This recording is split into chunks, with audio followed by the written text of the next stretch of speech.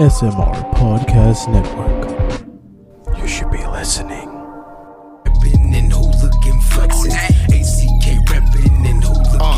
You a mark, I'm a shark, flow sharper than a dart. Every time I'm up to bat, it's out the park, you're all bark, no bite. Why you trying to take my life? Cause I'm seeing all this. We want to thank Hooligan Zoo Crew for their hit single Flex Talk off their debut album From the Outside Looking In. Check out their full album, available now on Amazon, Spotify, and iTunes.com. And I'm a winner, yeah. You's a loser, yeah. And a hater, yeah. Who's who be flexing, giving out rap. What's going on, everybody? RWT family, SMR podcast listeners. Special edition episode for you guys, here for you guys. I tried to do like a Yugoslavian thing. It didn't really work out. Joined by Paul Morales. What's going down, Paul? What is up, Mr. Moses Marquez? Whole lot of nothing. So Worlds Collide is, I think it was last Saturday? Yeah, it was this past Saturday. Okay. So I didn't put a review out for this one mainly because I had company and there was a lot of stuff happening. So I was unable to do so. But I did do a live review of the Royal Rumble. There was supposed to be another review of the Royal Rumble. Don't know if that's coming or not, but if it does, I'll let you guys know it'll be special. It'll be late, but who gives a shit? It'll probably still be awesome. But because this one is a little late, I got my man Paul here. We cover NXT AEW, so let's get into this fucking NXT show. I don't watch pre-shows, folks, but Mia Yim took on Kaylee Ray, and I was told it was actually really freaking good. So good for them. Again, I'm not a pre-show guy. A match I was a little intrigued to see because, you know, Ilya Dragunov is a dude I've heard of sparingly. I've heard of him, you know, little here, a little there. I first knew of the dude when he magically appeared at fucking PWG. And you don't just magically appear at PWG, okay? There's a reason you're there. And he obviously had a reason to be there. He showed off his skill, and I saw why he was there. I see why the NXT UK brand signed him. And now he's going against Finn. And immediately off the bat, a lot of people are like, dude, this is just like how it was with Finn and Jordan Devlin. They're like mini-me and regular guy. I feel like this is just the Russian version of Finn Balor.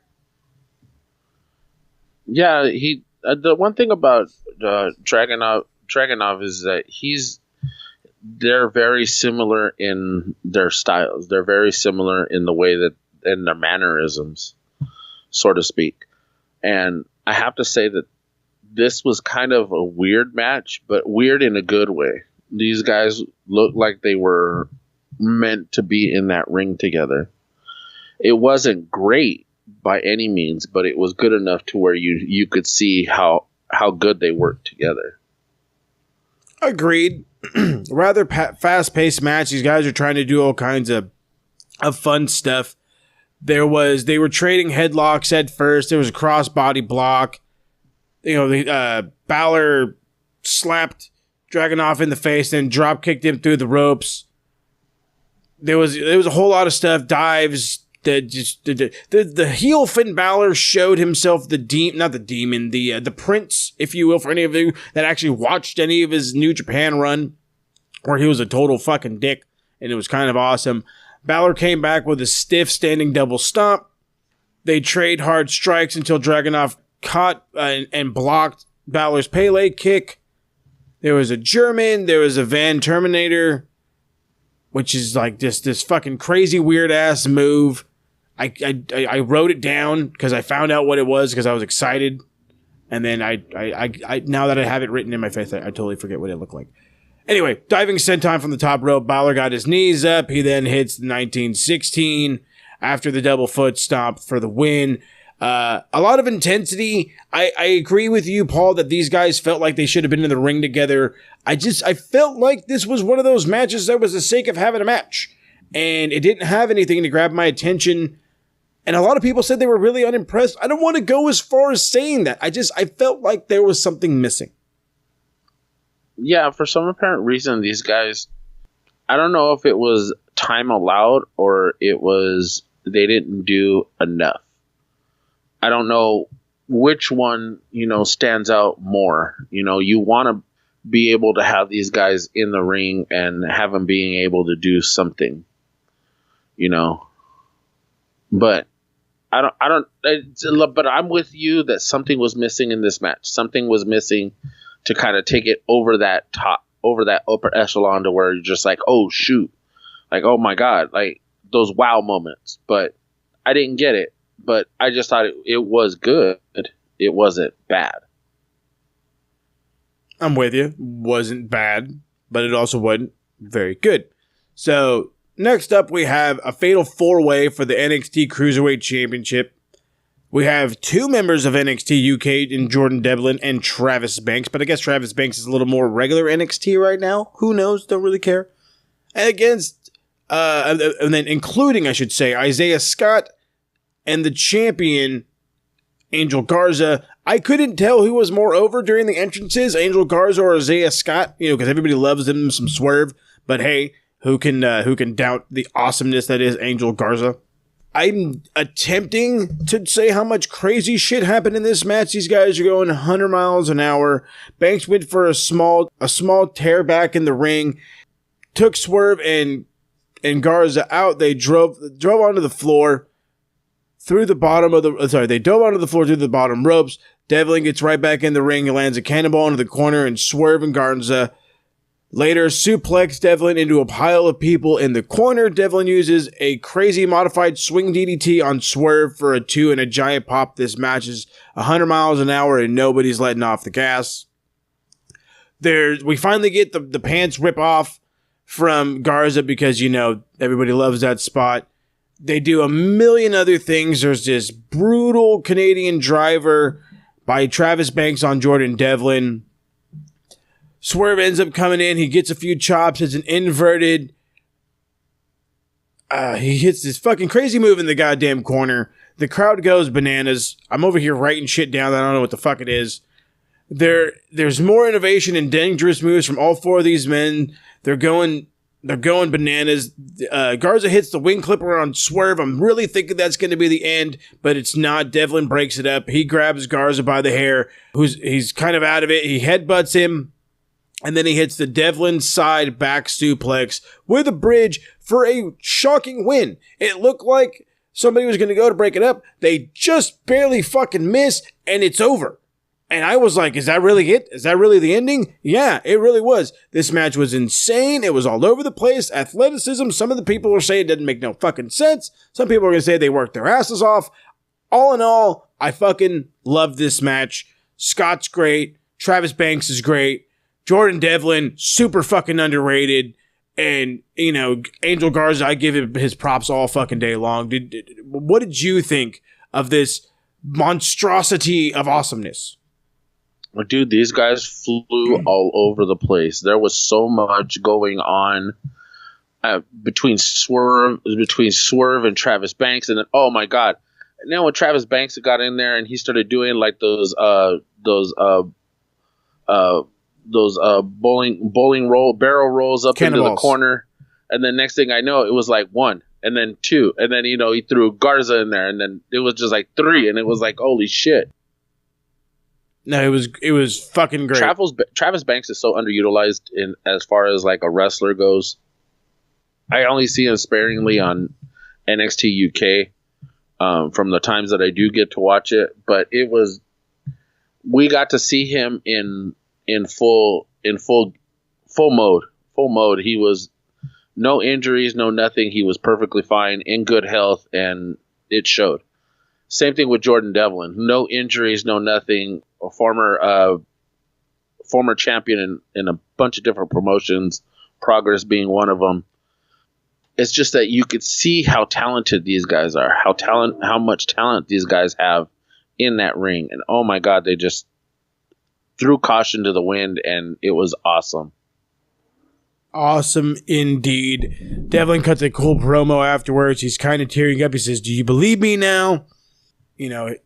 Everybody's doubted him, and now he's finally here. We get all kinds of people in the crowd. There's Mia Yim and the new North American champion, Keith Lee. Chelsea Green is there. She's accompanied by Robert Stone, a.k.a. Robbie E. And then there were some seats. I forgot who else was there. Anyway, I believe that was it for the moment. Then we get DIY versus Mustache Mountain. And holy fucking shit. I know the Tokyo Dome was at the beginning of the month, and there was already probably like 2 Match of the Year candidates in that.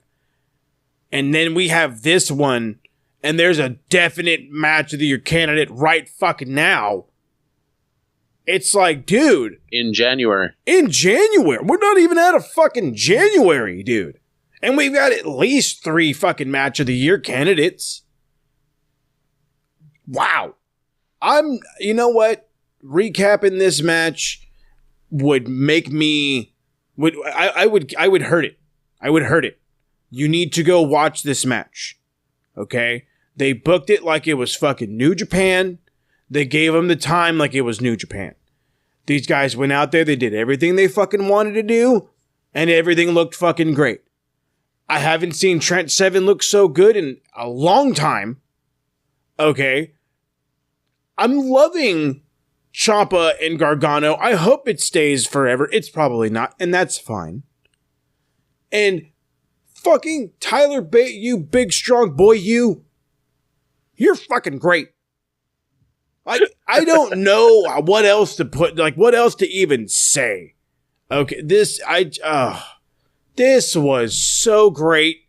They get a standing ovation. So fucking well deserved. This shit was the shit. Ugh. You want to praise this shit some more or what? Dude, I could not agree with you more. These guys went out there and beat the hell out of each other. They did the spots, all their spots that they're known for, and then some. These guys put all of us on notice on exactly how great of a tag team. 1, we already know how great DIY is. 2, we already know how great Mustache Mountain is. 3, we know how fucking great they are together in that ring. Without a doubt, these guys put on a clinic and did not quit. They put on so much, put so much work into this match to put over not only each other, but to put the crowd in on it. And they seemed enthusiastic with every damn moment of it. It was fucking great. I can't say anything else. Get into the NXT Women's Championship match, or I should say the NXT Championship match, because, you know, Becky Lynch is going to come kick my ass. Rhea Ripley against Toni Storm. Now, this isn't the first time this match has happened. Okay, this match has happened before, NXT UK, probably even a couple of times in, like, Progress or whatever. Who knows? The idea of them, like, they've done this before is what I'm getting at. So it's a technical brawl to start out. You know, they have a pace they're trying to stay on. They have hard strikes. You know, there's a suplex by Rhea Ripley into the bottom turnbuckle, which was awesome. She rolls out. Storm rolls out to the. Ripley rolls out to the floor to recover. They get back in. There's an STF where the figure 4 is locked in, which I thought was kind of awesome. Like, that's how you should fucking, you know, that's how you should do that. An STF, but that's more of like an FFF, you know, a figure 4 face lock. Which is cool. I still fucking like it. Actually, I think I'm going to make that. But that's going to be my new move. The figure 4 face lock. That's the FFF. I love it. I'm so glad that I'm genius at times. Anyway, Storm worked Ripley over for a bit longer until Ripley powered out with some strikes and some kicks. Storm reverses the Riptide into a pinning attempt for a near fall. There's a German suplex with a bridge for another near fall. The crowd seems kind of out of it, which I don't really know why. There's a missed frog splash, and then Ripley hits the Riptide for the win a little bit out of nowhere. I felt like there was meant to be more, and we didn't really get it. I'm not mad at this match. I know they had a lot more in them, but I'm going to say this, and I hope it means well. This wasn't good, but it wasn't bad. It was just kind of there. No, you're not. I'm not. I'm in total agreement with you, dude. I thought it was okay. It wasn't bad, but it was good enough to be okay to me. I guess I just wanted to see more from them. I guess because they had their match for the NXT for the United Kingdom women's title match. That was awesome. They had a rematch a few months later, which was just as good, if not. And I don't want to say it circumseded the first one, because it didn't. The first one was better, but this match just seemed like it was only a small portion of those matches. Like it was. That's the standard that it had. I mean, the first two matches that they had were a standard that they should have lived up to. For some apparent reason, it just didn't. This one just didn't do it. So it was okay. It was good, but it was just good enough to be okay. Yeah, like I said, whether it be time or whatever, I don't fucking really know. My guess is time. It didn't meet expectations, or maybe our expectations were a little too high. We get a clip of Johnny Gargano being attacked by Finn Balor in the back, and then we see Mustache Mountain come to save Gargano from that, and we later find out, because this isn't a spoiler, it's currently up on the thing, that Finn don't like when you come to save motherfuckers, because Finn then attacked Trent Seven in the PC, choking him with his car door. I thought that was awesome. You should go check that out. It's on the fucking NXT YouTube right now. So we get the main event of the evening. The only reason 95% of us are probably watching this show, besides Mustache Mountain and DIY, is Imperium against the Undisputed Era. You get Walter, Fabian Eichner, Marcel Barthel, and Alexander Wolf taking out Adam Cole, Roderick Strong, Bobby Fish, Kyle O'Reilly. So... let's get to the fucking point, because this is exactly how quick this whole thing happened. Fish and Strong give Alexander Wolf a double gourd buster, and then they hit him with a chop and a low kick. Now, when this chop happened, it's right to the back of the head of Alexander Wolf. Now, he goes down, but he never kicks out. Drake Younger noticed, immediately threw up the X. We get a fucking standstill because this guy's legit knocked out. He's out. And he then was like, hey, dude, this is totally my fault. All this other stuff. I guess he left himself exposed. I don't know exactly what all happened, but I'm glad he's all right. But fuck, was this scary.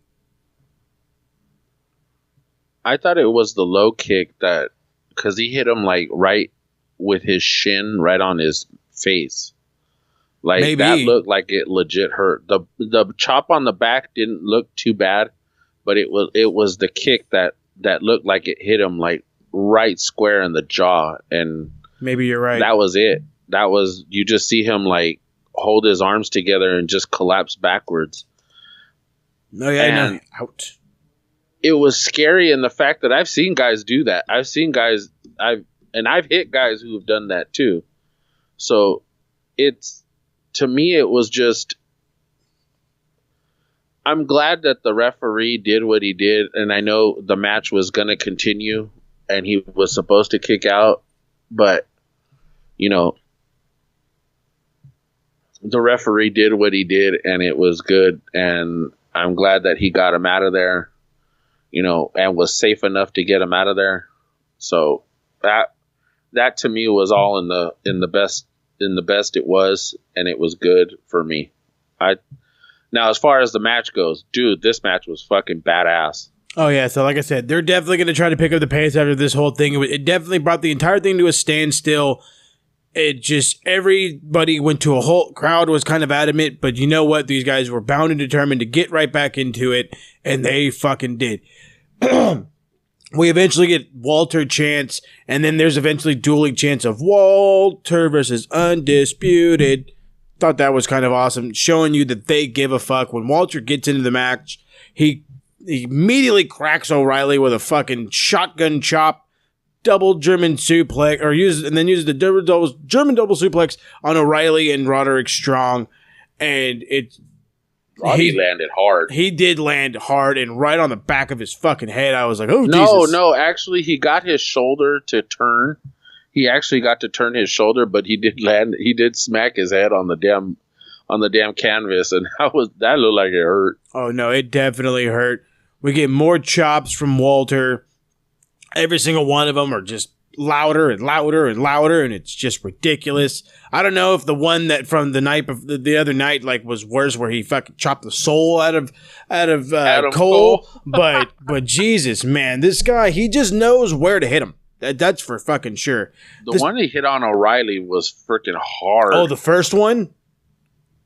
The one that he hit on Kyle O'Reilly right in the middle of the ring. Just bah! It sounded like it hurt. That's why I called it a shotgun. I felt it. It was fucking loud. They continue on where they end up fighting outside. Strong uses an Olympic slam to put Walter through a table. The fans chant "Mamma Mia."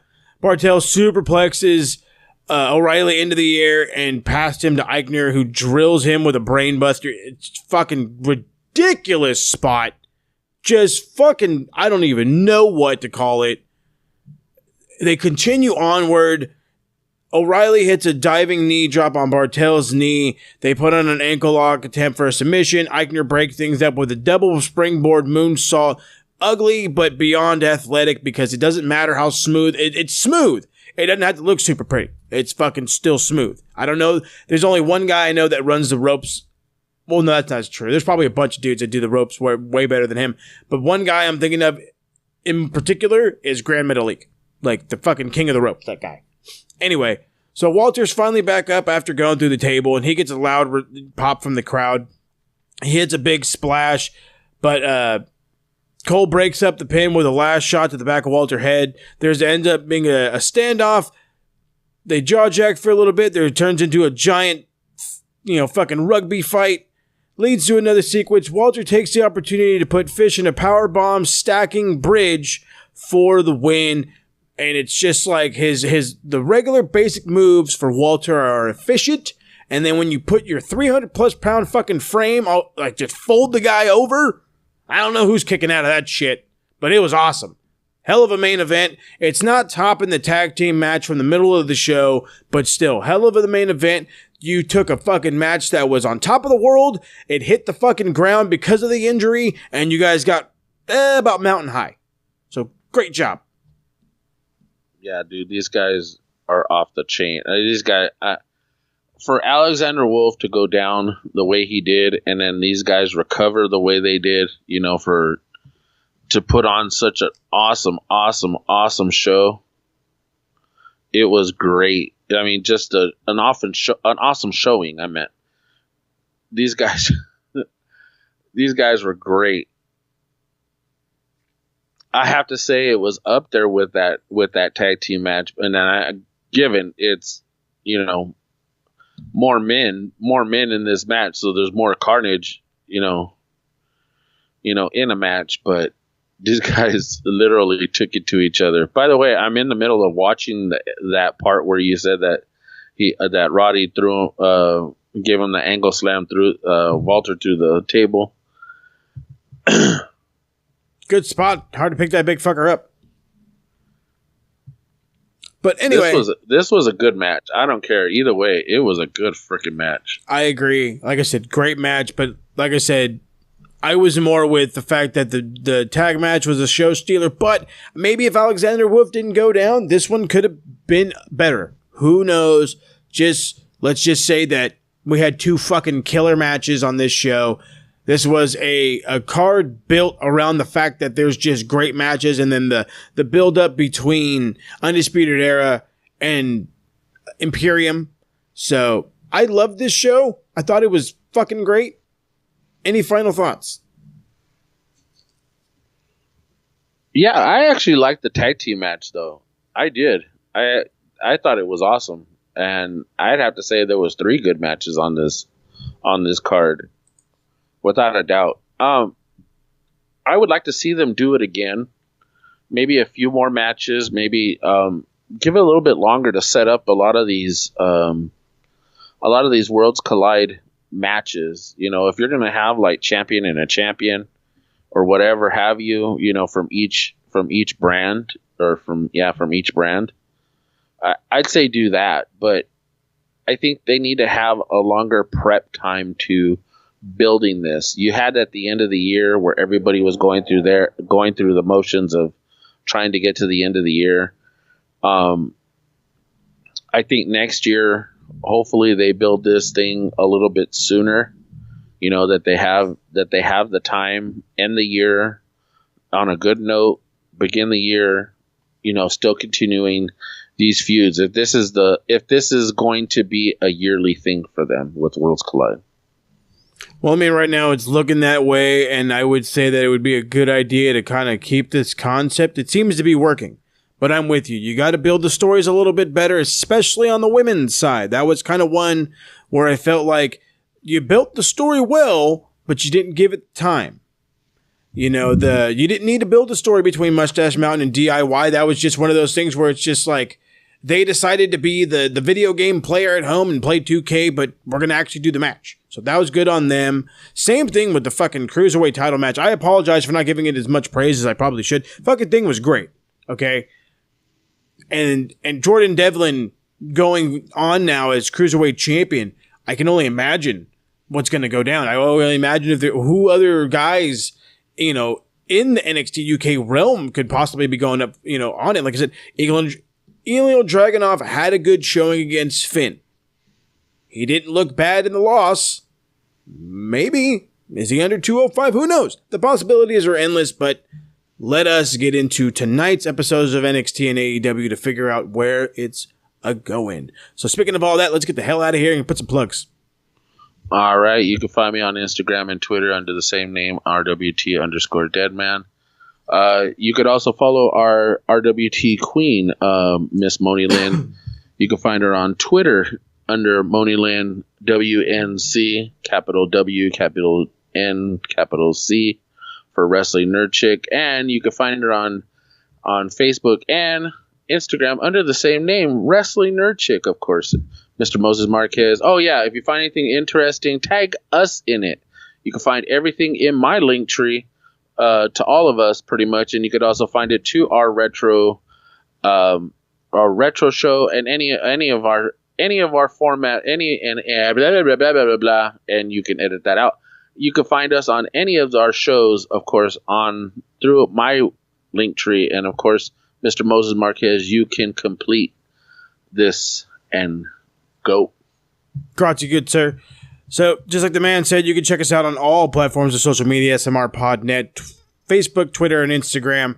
Linktree, linktr.ee/SmartMarkRadio gets you everywhere. All the social media links, all the links where you can find every episode of Smart Mark Radio. It gives you the YouTube page, and God only knows what else because I haven't checked it in a while, but there's plenty of shit in there for you to get to us a lot faster. You can check us out, anchor.fm/SMRPodNet, to easily get a hold of the many platforms that we are on. And if you'd like to become a supporter, that is the place to do so. If you want to ask us any questions that you want answered on any show, shoot us an email, smartmarkradio619@gmail.com. Make sure you're checking out the RWT Facebook group. You can get there via the link tree. Also with Max Wrestling. Promo League is happening now, folks. If you want to cut promos like your favorite pro wrestlers, let us know. We might have a spot in the Promo League for you. All you got to do is simply get a hold of us on Facebook, and we can get you in touch with Max Wrestling and RWT. Also, check us out YouTube. We got the promo championship going on right now. El Jefe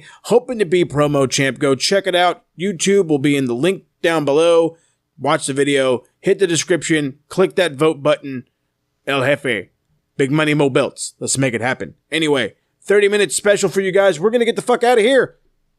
Catch y'all around the bend. Peace out. Peace out. SMR Podcast Network. You should be listening.